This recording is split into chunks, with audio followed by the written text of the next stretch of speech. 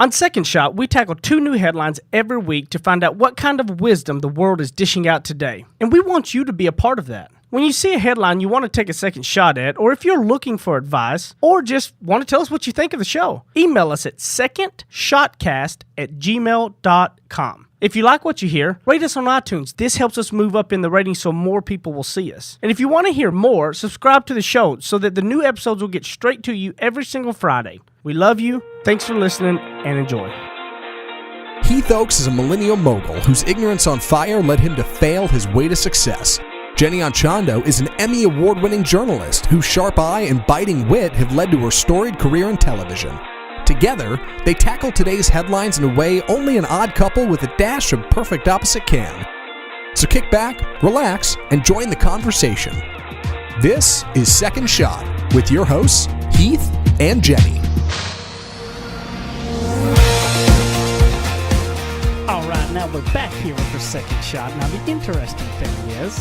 What? You should have seen Zach and Matt. You should have seen this. This is pretty incredible. I'm not going to lie. Uh-huh. So, as y'all know, Brighton is all girl. And as much as I've done everything in my power, it's you can't help it. It's lonely at the top. She straight up, we've talked several times about her trying to put her mama's high heels on. Okay? Yeah. There's a difference of some of the little girls that will put like their mama's high heels on. And Brighton puts them on and walks all over the house in them. She rocks it. And I'm not talking to, Jenny doesn't have short high heels. Sure. She literally We're puts 4.5 them inch on minimum. and walks all over the house with no problem. Really? It's absolutely incredible. It's good balance. The girl can work it. Yeah. It's about time she start, I don't know if it's going to be a modeling career, a speaking career, something to start earning her keep. So she's going to need her professional, business wear on. Yeah. those blasted child labor laws just get right in the way of that, don't they? Yeah. I know. Dang. Get her busy. Up every time. Yeah. Somebody's got to pay rent. And what's the deal here? Yeah. I know. Food ain't cheap. Charlie's no help either. What's the secret to walking around high heels when you're, how old is she now? I mean, she's got to be. She's going to be 2. She's not even 2. At the end of May. Right. Yeah. She's going to be 2. The secret is confidence. She is ignorance on fire, right. like her dad. hasn't just taken a couple tumbles, I'm sure. She literally has no fear when it comes to anything scaring or daring, just whatever. Sure. Does she have like a character that she does when she's walking around in high heels? Does she act a different way? Mama? That's a good question. Yeah, she's more so trying to show us, like, Mama, look. I can do it. She does everybody in pairs, too. Like, when she talks to people or about people, she says Mama Dada, Gigi Pop, which is Heath's parents, Gaga Peppy, which are my parents. Oh, man. And then her nanny's name is Irma, and she calls her Irmatina. And Brighton's middle name is Valentina. So she calls her Irmatina like they're a duo, like they're a pair. Like we've got Mama Dada, Gaga Peppy, Irmatina. I gotta start the teams. I gotta start sliding over for play dates. I gotta get in here. I know. Yeah, the government's I know. good. Yeah. What's she gonna? She might call you Zach Matt. I don't know. Yeah, exactly. I'll take Zach Matt. I'm fine with that. I love it. Is she doing makeup yet? Lipstick, mascara? She wants to. She tries to. Yeah, She's trying. Well, and we got her a plastic set, but it was like a no-go. She's very disinterested in the plastic set. She wants the real thing. So I have 3 brushes that I'll give her to kind of play with and stuff like that. So yeah, every time her mama doing her makeup, she comes over there, Mama, lips, and she Mama, says brush. Yeah. I love it. That's funny. Well, speaking of domestic affairs, a Texas woman allegedly attacks her husband after getting silence when asked if she's pretty. Yes, Lizeth Ramirez, 20, was arrested late Tuesday after allegedly assaulting her common-law husband after he didn't respond when she asked if she was pretty. According to the report, they were headed back from the movie theater. On their way out, she asked her husband if she was pretty. He claims he didn't hear her. Of course he does. She got upset. During their ride home, she allegedly hit him repeatedly. At home, she continued to hit him and even assaulted a family member who tried to intervene. Well, she was charged with 2 counts of assault and family violence. He learned a valuable lesson. It's always a trap. That question is always a trap. Well, hold on. He didn't How hear about he her. starts listening? Oh, all right. Second shots on this, gang. What do I can tell you this: is men listening, do not go silent when your wife asks, "Is she pretty?" Hey, babe, have I ever asked you that? No. Because here's the thing: you do not ask what you do not want the answer to. Oh. And also, if it's just like sometimes you just don't want to hear it. Sometimes, usually when someone's asking that, there's some sort of insecurity there. right? You're already kind of feeling insecure, which is why you're asking for the assurance. But if I'm feeling insecure, I don't want to draw attention to it. So I do not ask. That's funny. I had a totally different pitch on this. I was going to say you don't ask because you don't need no man to tell you that you're gorgeous, all right? You go out there and you rock the heels and you're fine. Yeah. That's right, Zach. Lisa needs a little, Miss Ramirez needs a little confidence is what she needs. Well, there had to have been so much more behind that because I'm guessing that if he had been making her feel really adored and loved and, you know, outside beauty is one thing, but like really just cherished, there would be no need to ask the question. That's compelling. So and it's really also like no need to just attack someone for not answering the I question. refuse to judge her for that attack.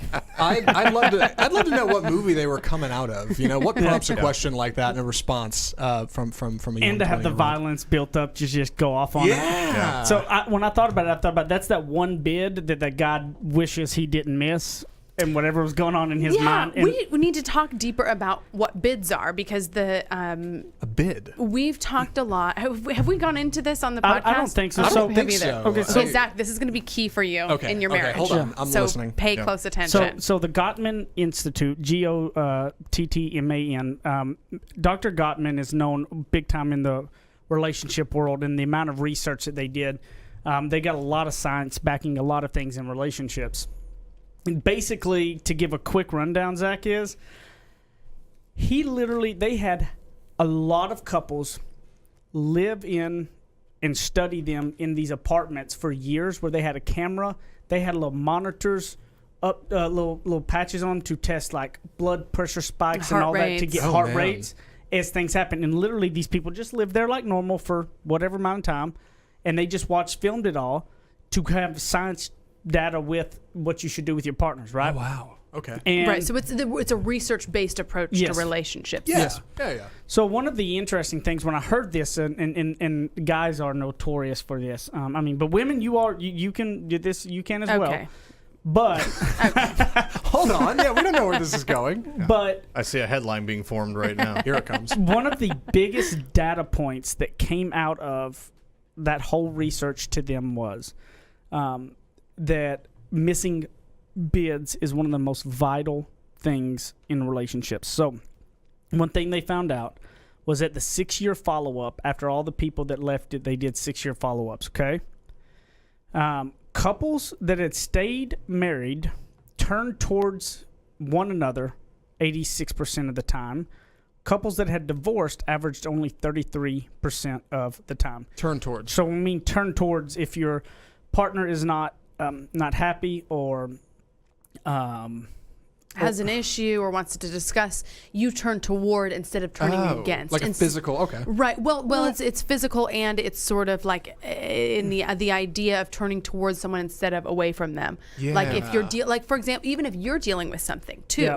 right? So if I'm dealing with something and I go to Zach, then if I go to Zach 9 times out of 10 and go to Heath only 1, well, guess what's going to happen to my relationship with Heath? Mm-hmm. Right. So it's like I'm turning away from him with my issues, right? Okay. Yeah, and so part of that turning towards is for a bid, and so it's knowing when your spouse or something has a bid that you. So like for instance, when that young lady said, "Do I look pretty?" Okay, that wasn't really her asking to look pretty. Like it was something She else. was trying to have just wanted to contact. have a contact or whatnot, right? He Yeah. missed that bid obviously and paid Totally. for it. Okay, Yeah. So like a bid could also be if just walking in the front door and saying, oh, hey, how are you? And if you're like, look, I'm busy. Or just like really short like that, that's one missed bid. Yeah. Okay, 5 minutes later, they say, hey, babe, do you want dinner? Hey, look, I'm really in this thing. Okay, so that's 2 missed bid. 30 minutes later, hey, did you want to watch a movie? 3 missed bid. They're out. Like you're if you're man. constantly missing these bids, what we've learned through this research is that eventually they stop trying. Like you only get so many before someone then turns away from you. and that's the thing is you don't have to hold yourself to accountability of get every bid, but you can't miss more than what you're getting. So a bid is any attempt from one partner to another for attention, affirmation, or affection, or any other positive connection.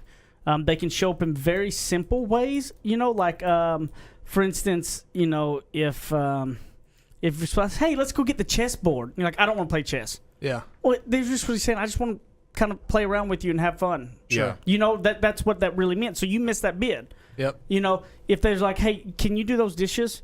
Well, I don't have time right now. Well, look, you need to pick that bid up. That sometimes you need to show up and just do the dishes. Yeah. And to show that you're actually in this with them, right? So that's what a bid is, and that was like the clearest indicator of the divorce and not was that 86% time turning towards and going and connecting with the bids versus the people who didn't. So they're only missing 15% of bids. That's a lot. I mean, you know, it is a high standard when you look at that and think, gosh, I can only, you know. Sure. I got to be on point at least 86% of the time. This could be a whole show. Yeah. So from your experience, is it enough to simply acknowledge the bid and just say, you know, so for instance, if my wife came to me and said, hey, do you want to do the dishes? If I were to give an answer like, no, I'm not going to do that, or I'm busy right now, that's clearly not. But if I were to say, yes, I'm doing this right now, but in 10 minutes I will do the dishes, is that something that, like, could that diffuse the situation? That counts? But here's the other thing, too, with the initial question. You probably didn't mean to phrase it that way. But when someone says, do you want to do blank, but they're actually kind of telling you to do something, right? That's just not really like a great way to start the conversation. Yeah. So her saying, like, do you want to do this? Well, then, like, okay, are you really asking, do I want to? Because of course the answer is going to be no. Yeah, like, the answer is hey, absolutely babe, no. would you mind helping me with this? Then that's like a more authentic ask, which might get a more authentic, you know, bid back, or like you might be more likely to say, yeah, sure, you know, I'll help you with that. Because I've heard about that in communication where, you know, if you have a problem with someone and you go to them and say, hey, I want to talk about this thing, right now may not be the best time, but you can at least say, I hear you that you want to talk to me. Let's talk in an hour. Or I hear that you want to know if you're pretty. Right. I understand you want to know if you're pretty. Let's discuss this in an hour when we're. Well, one thing to take away from that, though, Matt, is that if you did that, one thing to keep in mind would be that maybe your wife is not thinking you're pulling, you know, you're expecting everything on her, and that you're not letting her know that you appreciate that she does the dishes, you know.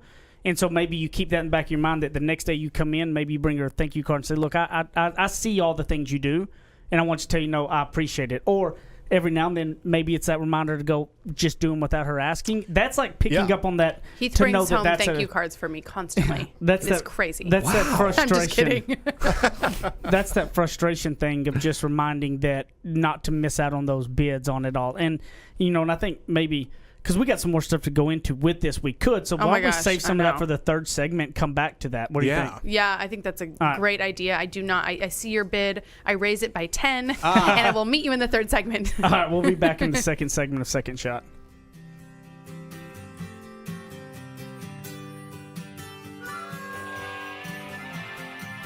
He makes up words, she translates them.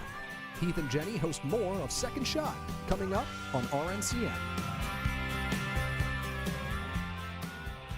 You guys have been listening to Second Shot and hearing us talk about it. You need to go pick up my book, Ignorance on Fire, A Journey of Failing Your Way to Success. You can get it on Amazon in a paper book. You can also hear this beautiful voice of mine in audiobook style on Audible or anywhere you're going to get your audiobooks. Guys, this book took a lot of time to put into it, and I believe it can really be some life-changing stuff to help you on your path to success. And hopefully you're going to fail your way to success just like I did. Ignorance on Fire, A Journey of Failing Your Way to Success. Amazon.com, Audible.com, audiobooks, paper books, everything. Get it, share it with your people, and I appreciate it. Thank you, guys. Go pick it up today. Ready? Aim. Fire.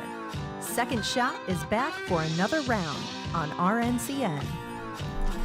I'm just hoping that if you ever ask me if you're pretty, that I actually hear it, or I'll be, next thing you know, be beat up and laid up in the back or something. I won't ask. I probably will never ask you that, honestly. I have too many insecurities of my own to actually come out and ask that. If I'm being totally honest with everyone who's listening, I would never ask anybody that. I would be like, oh, do I have a hair out of place or something? But I feel like if someone wants to give me a compliment, especially my husband, he will give it. So don't worry, you will not miss that bid. How are you on accepting compliments? Because I've run into a lot of people who, when I'm trying to genuinely be nice, and they're like, no. And I know this was something that we talked about when we had the Dapper Diplomat on, about how important it is to accept a compliment and not just give one. It's a learned skill, and I think that in order to receive it, you have to sort of like believe it yourself. Right. Otherwise, the compliment kind of falls on deaf ears. So if I'm feeling like, for example, when I was pregnant or something, like you should, for me, I felt very just unattractive. So if Heath were to be like, "Oh, you look beautiful," or it was just like, no, I don't. Just stop. Yeah. But at the same time, I still want him to say that if he thinks that. But I also don't want him to say that to make me feel better. Sure. You know what I'm saying? Yeah. And I think you can tell if a compliment's genuine, and it's much easier to accept it if you like really feel the love from that person. And you're like, wow, you really think that? Oh my gosh. Yeah, sometimes acting out of character will present like a vulnerability from a person that you just don't expect. When somebody says something that you're like, wow, I wouldn't expect you to say that. Like, it's because they're being vulnerable and honest and real. And like, that's so valuable. We got Dr. Phil. Yeah, I'm gonna play Dr. Phil. Please You do. are? Yeah. Okay. We call this Dr. Phil show. Dr. Phil Go show. ahead. Hello. No, I'm just kidding. Oh my gosh, you guys, Heath's voice. Okay, quick sidebar. A family friend who lives in Idaho, where I'm from, had only seen Heath in person and never heard his voice, and saw him on an Instagram story and thought that he was impersonating an accent. Nice. They were like, "Oh my gosh, that's so funny, his accent." I'm like, "No, that's like his voice." That's a cool bit he's She doing. did not. She did not picture. or hear the sound of my voice of what she pictured of me and saw of me. It was so funny. Oh man, welcome to radio, right? That's broadcasting in general. Yeah. Okay, we should talk about this other headline, Yes, right? yes, Because yes. I actually really want to talk about this. This sounds really cool. How the Ikea effect subtly influences how you spend. The Ikea effect. This is a 3-page monster of an article, but I'm going to sum it up for you very quickly.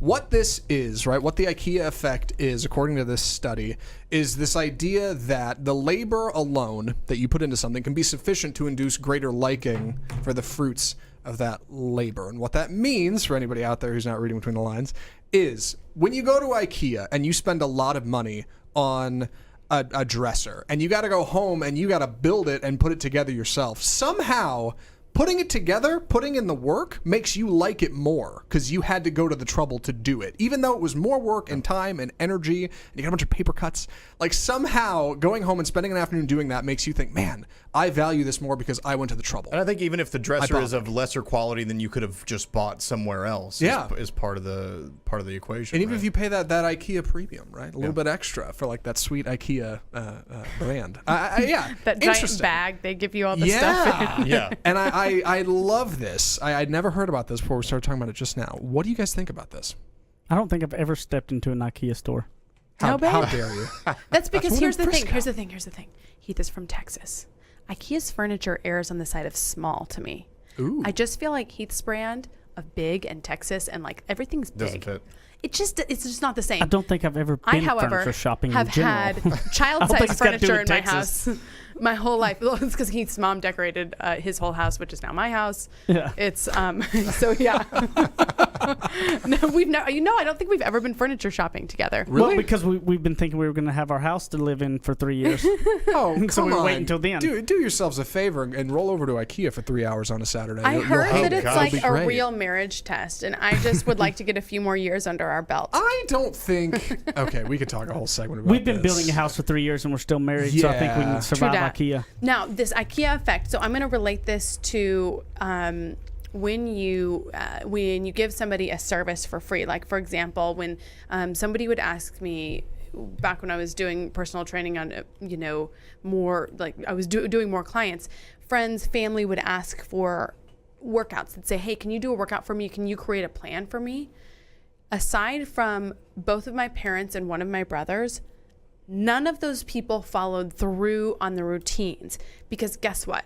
They didn't pay anything for it. Yep. They didn't really invest anything. It was me. I invested in it. I put a lot of time in it because I am passionate about people. Like I think that for a lot of people, their health and fitness can be the conduit to so much great success. So I was like, oh my gosh, if you can get this component, like this is going to be huge for you. But they didn't see that for them. They didn't want that for them. I spent my time making the routine and they were like, okay, cool, thanks. Whereas if they had even paid, like, I don't even know, $100 Something. or something, they would have been like, okay, I invested in that. Let me actually take this routine seriously. So I kind of relate it to that in terms of paying for products and services. And I encourage you, if you are someone who's like in the coaching business or, things like that. Now, if you are just getting started, by all means, get some free stuff, get some get some clients, and you'll kind of build up your repertoire that way, because that's going to help you. But if you're really looking to help people, I think that you got to charge them. Well, but let me ask you this: do you think it's so say we're talking to that person that's in the beginning stages trying to build their business, right? It's not just about charging or not. Get them to make some effort of some sort in order to get it, right? So say you don't charge that person, but find out they have to fill out a questionnaire. Something, yes. Make them put some sort of effort, because if your goal is to build your brand around that, but then they're not going to take it seriously because they're not invested in it, then now you don't have to charge them money. There's other things, like she said, fill out a questionnaire. Have them take one step of some sort to show that they are going to be committed to doing it. So I'm going to use an example of people wanting to come on our podcast. Yeah. We have been recently getting a lot of outreach from people, which is an honor. I mean, it means that our platform is growing. Yeah, People of saying, course. hey, I would love to come on your show. Well, guess what? Often these are people who I know by the way that they're reaching out about it and speaking about the show, they haven't listened to the show. They're seeing that we have a platform and they want to use that. And it's almost like, well, if we really want to make this happen, and you want to be a guest on the show, well, then you've got to do the work and put together a pitch, right? And listen to the show and put together a pitch and figure out how it would work. And then that's going to be a better guest for us. And they're going to sound better when they come on the air. Yeah. I tell the story all the time whenever I used to do media pitching here at the public relations firm.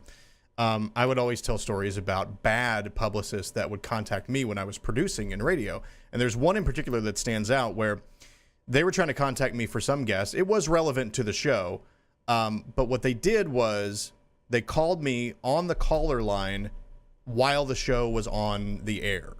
So I'm producing the show. They call in on a caller line. I pick it up and they say, hey, we just want to talk to you about booking a guest. And I was like, this is the absolute wrong time. This is the wrong place to contact me. Mm-hmm. They didn't invest the time to look and just see, when are they on the air? What is the proper way to contact the producer of the show? They had zero investment. All they did was just call a number that they had, and they tried to make their pitch. And I said, this is not going to work. Like, try to contact me another way, but I'm not interested in what you're doing right now because I'm doing something else. You showed a lack of, they were showing a lack of care, actually. Right. And it's disrespectful almost. Yeah. When you have no knowledge of it. Because they're just trying to take from you. They're not trying to give. Right. Yeah. Anybody on the other end that would invest that time, invest a little effort on their end, I was much more likely to listen to them.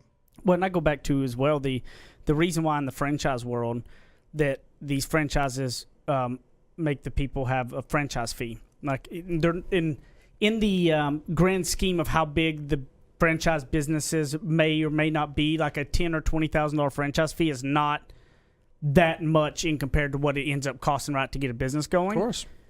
But that little bit makes a massive difference on the amount of success of the people that get into the franchises. That's why they do it. It's really not their revenue part.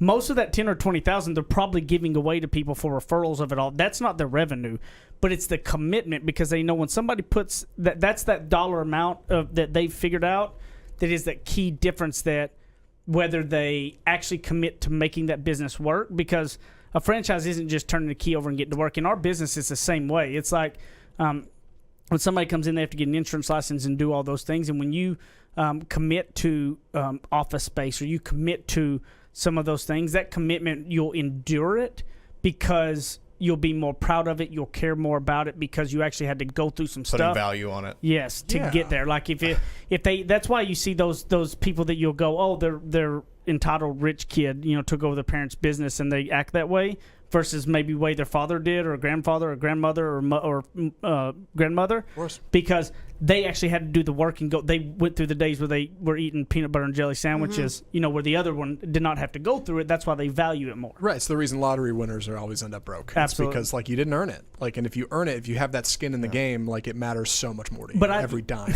The biggest, I love your look on this, Jenny, because I didn't think about that. Babe. But because I take that bid. Yeah. I turn toward you.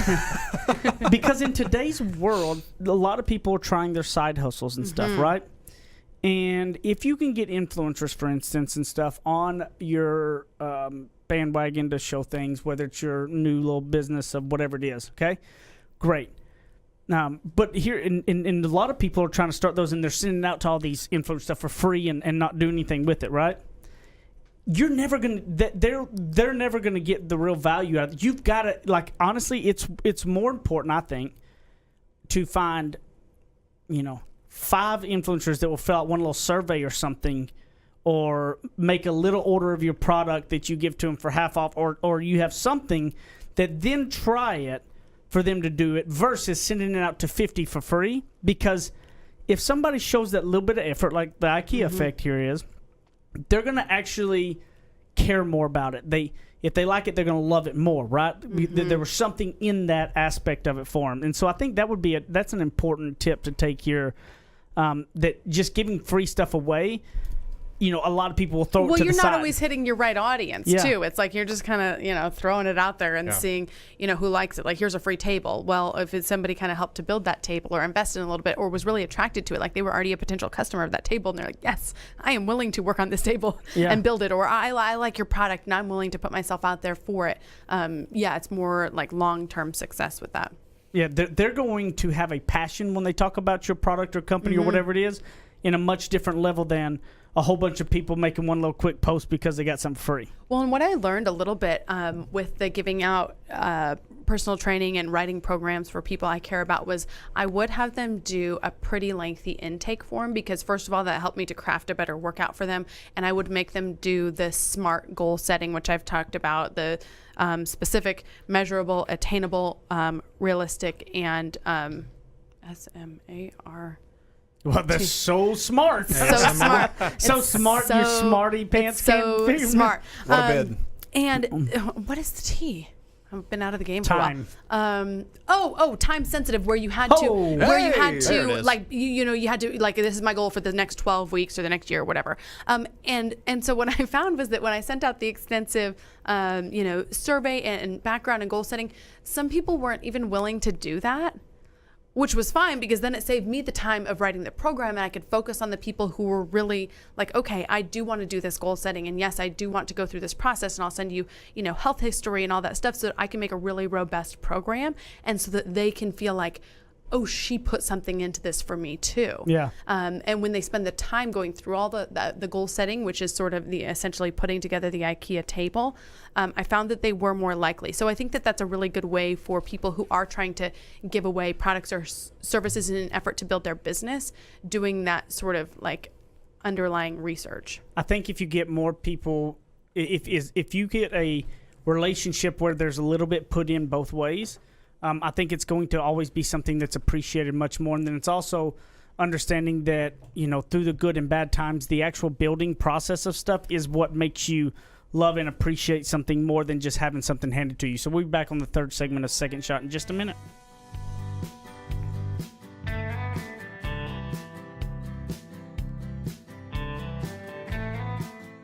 Now that's what I call ignorance on fire. More of Heath and Jenny still to come. To all of my friends in the great state of Texas, if you have not taken advantage, I have a way to save you a ton of money. I have saved over about $3,000 in the last year, and I have no hassle. Go to energyogre.com, put in the promo code SECONDSHOT. Now listen, promo code SECONDSHOT, and you're going to get a free month just for signing up and saving a ton of money. So don't be crazy. Stop sitting around talking about, is this the real deal, and go do it right now. energyogre.com, promo code SECONDSHOT, and a free month. Thanks. Go get it now. Run. Kick off your boots or suit up. The choice is yours. Welcome back to Second Shot on RNCN. So I figured it would be good to continue kind of maybe talking around some of the bids and some of the turning towards, as well as getting to some of the stuff in our Second Shot Facebook group that were some interesting conversations kind of coming up. Again, it's Second Shot Facebook group. Go and apply for it. You can join this super secret club. Yeah. And secondshotcast@gmail.com. You can shoot us an email with anything that you have. And also, something I thought was absolutely hilarious was my sister-in-law got a call from a teacher. Our 7-8-year-old niece, Kinley, loves the show.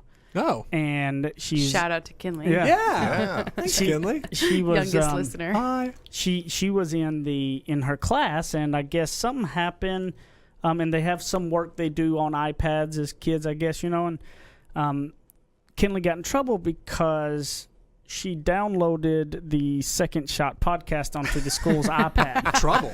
What? Because they're She not should be allowed to. They're celebrated. not allowed to download stuff there with it. Like they're not allowed to download stuff, I guess. But she went ahead and wanted to listen to the Second Shot podcast, so she downloaded the Second Shot podcast app and subscribed to it. As she should. And Thank as the you, teacher was Kinley. on the iPad, pops up the new episode of Second Shot. And she's like, "What is this? Hold What is on. this?" We're getting children in trouble She's now. a We should rebel probably with a cause. maybe I don't know if we should take it easy on the joke. Good for you, Kinley. I thought that was hilarious. Follow the rules. Advice to Kinley: you can play it directly out of the SoundCloud platform without having to download it if you like, or YouTube or Facebook. Pro tip. So you don't have to download anything if you don't want to. Sorry to great. her mama. Who's like, stop. I just thought that was hilarious. I was like, there are worse calls that you get from your 8-year-old teacher, different Right. type of things. But I thought that was pretty dang funny. Can we Yeah. put out like a Second Shot bounty? If your kid gets a write up and you send it to us, we'll send you a T-shirt or something. Yeah. Yeah, I'm not the yeah. one that can make that call. I'm just saying Yeah. that would Yes. be Yes, I would love a that. neat idea. That would be a good one. Yeah. So I wanted to also talk about something that was happening in the group. I'm liking that people in the group are starting to direct their business questions to the group. And as we get bigger, I think that we'll be getting, more lengthy responses. Yeah. But Jamie wrote in to the group saying, I'm considering trying to design an app to be used with the business I am involved in, which is ranching. I have a basic framework of what we would like the app to do, but I have absolutely no software or coding background. Does anyone in the group do app designing? Or has anyone been through the process that may have some ideas of where to start? Thank you for your time. And I love that she thought of the group when she was, starting to go, or I think Jamie's a she. I'm Well, like, and that's one of the good hold on things. a minute. If you're somebody listening, you're not a part of the group, and you have maybe some experience doing this, go join the group right now and go Yeah. in there and answer the question for her. I want to was, say that um, was part of the original idea of the group, It right? was. To connect people and say, hey, if there was a problem that you had, not just talk about the show, but actually form a community of some sort. Yes, exactly. And then Javier asked about meditation. Yeah. Yeah, this is a topic that Heath and I both very much appreciate. He was talking about Dan Harris. Heath and I both read his book. 10% Happier. Really listened good to book. his book. Yeah. And I'll be curious to hear how he does meditation. And I think when people hear about meditation, it's super intimidating. And my suggestion with that is start with a guided meditation, which you can find on an app. Heath loves Headspace. I've got my fitness app from Equinox has a guided meditation. Of course, as you get I don't want to say better at it because there's not a better at it, but you usually get more comfortable with the practice. You can do meditation obviously without someone guiding you through it, but I think that that's a really nice. I love the guiding step it through. into it. Yeah. I need to step up my meditation game. I've been saying that for months. I'm like, I need to actually sit Okay, down well, and you try just need it. to You just kind do of it. have Right. a lot going on right now with That's being. true. But this would help. Yeah. I think you're right. Yeah, it really would. Yeah. So anyway, so there's discussion about meditation, discussion about apps, etc. And if anybody has if anybody is into meditation or wants to learn more about it, you can hop on that discussion too. Yeah, it's really cool. I asked a question just a week or two ago about working like a more loose schedule, right? Is it better to work 9 to 5 or is it better to work in chunks over the course of a day? And how do you pad that out? And really intriguing responses. People are really cool about it. I love posting stuff over there. And it's fast too. Yeah. It's the only place on the internet I think I can post something and minutes later I get 3 responses from people that are just oh yeah, here's how I did it. Or here's what I did. There's super cool people over there. I did think that was a really good question that you asked though, because it's the gift of having a fluid schedule is, I think should be looked at as a gift, but it's such a curse. Right now it because feels like a curse. when you don't have to be at some place at some certain time, you really, I think, have to make a schedule for yourself. And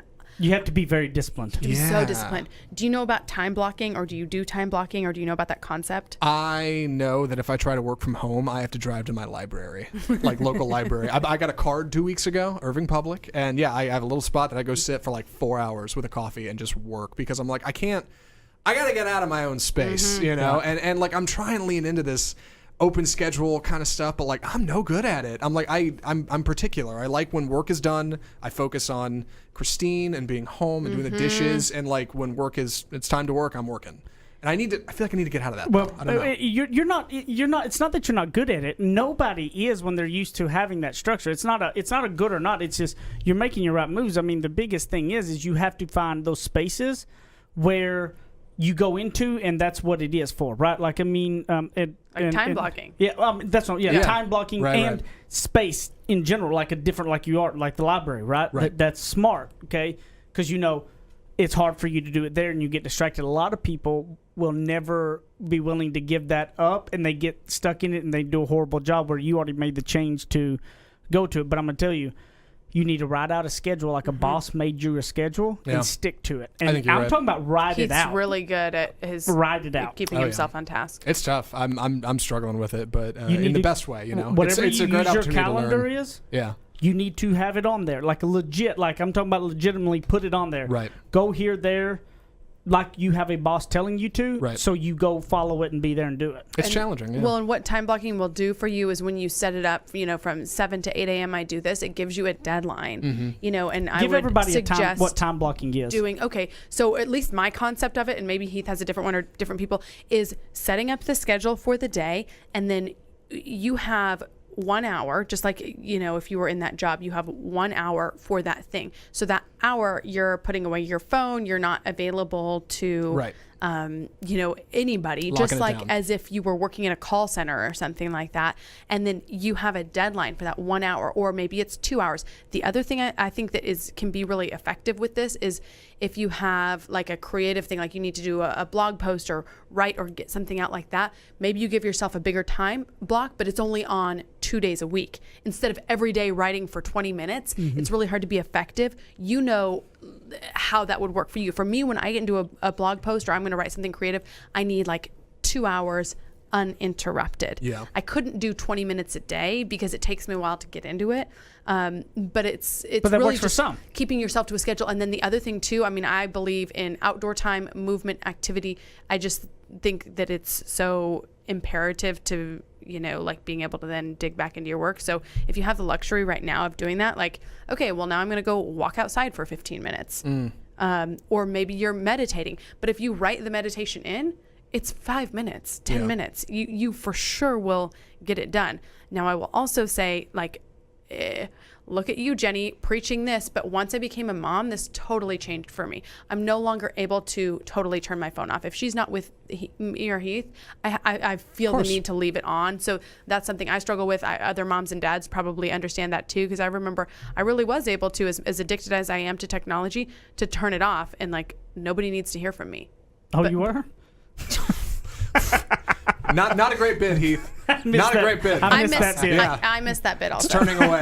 But I was able to accomplish more because I wasn't worried about like, okay, is our nanny going to say something, or is she at school and she's potty training, and did she have any accidents, and all of those different things. So before you get to that phase, get good on your time blocking. Yeah, I got to work it out. Because I struggle with that now too, so much more than I used to. But and part of that time blocking things is just around discipline, being disciplined around it, and knowing what it is that your importance of and how you can get it done yourself. Right. And like we, as far as staying on task and things, Jenny and I were talking about it with emails and whatnot. One of my emails drove him crazy. Well, one of the things that I do is I'm not one of those guys that is always checking my email on my phone all the time, all day. Jenny is. And Jenny was asking me, like, how do you make sure you don't forget them as much? I go, well, I don't check emails unless I know I'm going to have a block of time to go through them, think through them, thoughtfully look at it. Because if you look at something and it needs more of your time and you go on because you don't have time because you're walking down the hall and you shouldn't really be looking at them because you're not going to be able to put any time and effort into it. In my opinion, it's more important to wait till it'd be 5-6 hours later and somebody get a response that's actually real, thoughtful, thought through, versus getting an immediate response that's not going to really do much good. Or you look at it and go, I'll do it later, and you forget because it's already unchecked, right? I mean, that's the time blocking too that I do, is that I don't look at those certain things if I'm around people, if I'm doing anything. Like, I put them all off in segments to where I'm present in those other ones. Any articles, books, anything I should be reading about how I can lean my personal life and professional life into, like, stop blocking them and be like, this is one just make a schedule for yourself. Thing. Yeah, like, this is... You have to make your schedule. You just you have to sit down and come up with a schedule like a boss. make yourself leave and go to wherever it is there is, and have it blocked out to where when you're home, you're home. When you're working, you're working, whether that's at home or not, right? I mean, but it's just putting a schedule down like you have somebody. It's your job's on the line if you're not at that library by 9 a.m., where nobody would know, but it's important, right? I mean, it is when you draw out that schedule and put it down, you follow it. It's amazing. Right. It's amazing. Down. It's like a vision board. My mom always laughs about the time she came to visit me for Mom's Weekend. And she showed up, and I had a whiteboard with everything included from showering to eating to when we were going to walk to the game and everything like that. And but that's how I had to, and I had a much more chaotic schedule probably then even than I do now. But she always laughs about it. I'm like, but that's how I got so much done. It's probably a great weekend. Yeah. It was awesome. That works out. We all showered. We all ate. See, that was more of a natural thing, Walked I to the think, for game. Jenny, where that was not a natural thing for me. That was something that I realized I absolutely had to make myself do. I was not I'm not a natural taskmaster type person. Not at all. Yeah. You're good at it, though. You go in the home office and get stuff done. Well, Granted, he watches movies while he does it. Yeah. but- Well, what I like all to in the do. background. Yeah. Well, that's what I like to have. I need something else to stimulate me, right? So if I have something on the TV over here and I'll have it down and I'm doing my emails and stuff. Like, I don't know. There's something about distraction or noise, I guess, that makes me stay in it. I don't know. It's weird. It's the weirdest thing. Hey, go for what works. Now there's times that there's something I really got to get some on, and I'll pause it or turn it off, But I have to have that distraction piece, Now we didn't get back much to the bids, but I'm gonna say look up Gottman, Gottman. Okay. Mm-hmm. Their research is phenomenal when it comes to bids, turning towards, turning away, doing all those things. And I think that if you go look at them, you'll find a lot of help there. So where can they find you guys at? JennyandChando.com. And I social media. apologize. I am so sorry. I'm Something's really going on liking over here. the start-stop music situation. I wasn't sure if just we could hear I that wasn't or trying if to cue everybody you. else No, could. I apologize. He's like, wrap it up. It's like when fine. you're on No, the no. Emmy stage Right. and they're Yeah. enough. Yeah, you're done. At Instagram, Jenny and Chando. Take it away, Zach. At Apple Zackintosh on Twitter and Instagram, Facebook.com/group/Second Shot. Join the conversation. Come hang out. You can find me in here screwing up the entire show. Yes. apparently. No, never. End of the show. You can also find me on Instagram at MattStoker1. Send me your comments there. If you love us, leave us a rating and review, please, right now, and share us with your friends. And subscribe. Side note, everyone's listening to one and not subscribing, and we know who you are, family members. And he throws the ignorance on fire on all the platforms. I love you and see you next time.